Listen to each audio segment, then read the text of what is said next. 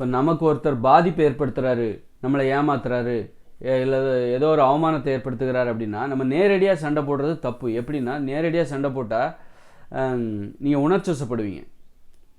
உங்களுக்கு ஒருத்தர் பாதிப்பு ஏற்படுத்துகிறாரு, நீங்கள் அமைதியாக இருந்து உங்களுக்கான நீதியை பெற வேண்டும்.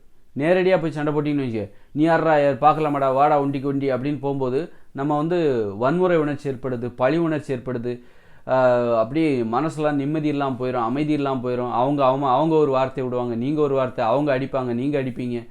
அப்போ வந்து அந்த உணர்ச்சி ஒரு மாதிரி ஒரு மனசில் வந்து படபடப்பு ஏற்படும். ஐயோ நம்மளால் பழி வாங்க முடியலையே, கடகடன்னு படபடப்பு, நடுக்கம், அவமானம் அது மறையிற. அப்போ எவ்வளோ உடம்பு பாதிக்கப்படுது பாருங்கள். அதனால தான் நம்ம நேரடியாக போகக்கூடாதுன்றது. நமக்கு ஒரு பாதிப்பு, நமக்கு ஒருத்தர் மற்றவங்களால நமக்கு ஒரு இடையூறு ஏற்படுது, மற்றவங்க நம்மளை ஏமாற்றிட்டாங்க அல்லது நமக்கு ஒரு பாதிப்பை ஏற்படுத்துகிறாங்கன்னா நீங்கள் நேரடியாக சண்டை போட்டிங்கன்னு வச்சுங்க, என்ன நடக்கும்? அச்சா புச்சான்னு அடி பதட்டம் வந்துடும்.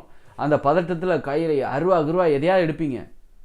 அந்த அளவுக்கு நீங்கள் கட்டுப்பாட்டே இழந்துருவீங்க. என்ன நடக்குதுன்னே தெரியாது.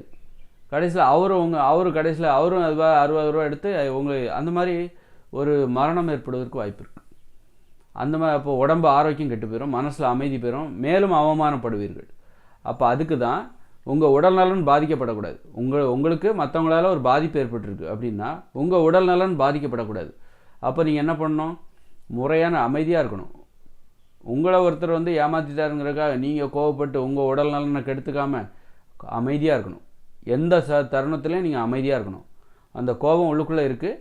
அந்த கோபம் அளவுக்கு அதிகமாக போயிடுச்சுன்னா, இந்த மாதிரி நேரடியாக போய் சண்டை போட்டிங்கன்னா அந்த கோபம் அளவுக்கு அதிகமாகி உங்கள் உடல் நலனே பாதிக்கும். அதனால் நம்ம என்ன பண்ணுறோம்? அந்த கோபத்தை அமைதியாக உள்ளுக்குள்ளே வச்சுக்கிட்டு முறையான வழியில் அமைதியாக போய் போலீஸ் ஸ்டேஷனில் போய் கம்ப்ளைண்ட் பண்ணி அதன் சட்டப்பூர்வமான நடவடிக்கை எடுக்கணும். நீதிமன்றத்துக்கு போயிட்டு சட்டப்பூர்வமான நடவடிக்கை எடுக்கும்போது நீங்கள் அமைதியாக இருக்கீங்க. எந்தவித பதட்டமும் இல்லை, எந்தவித நடுக்கமும் இல்லை, எந்தவித கோபமும் இல்லாமல் உங்களுக்கான நீதியை அமைதியாக முறையாக பெறுறீங்க. இதில் வந்து உடல் ஆரோக்கியமாக இருக்கும். அதுவே நீங்கள் நேரடியாக போய் சண்டை போட்டிங்கன்னா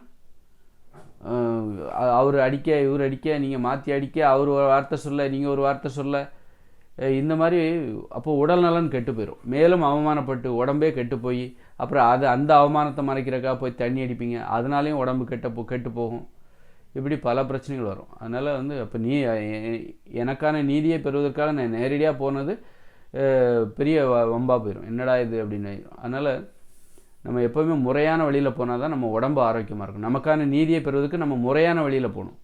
முறையான வழியில் போய் நமக்கான நீதியை பெற வேண்டும். அப்போ தான் நம்ம உடம்பு ஆரோக்கியமாக இருக்கும்.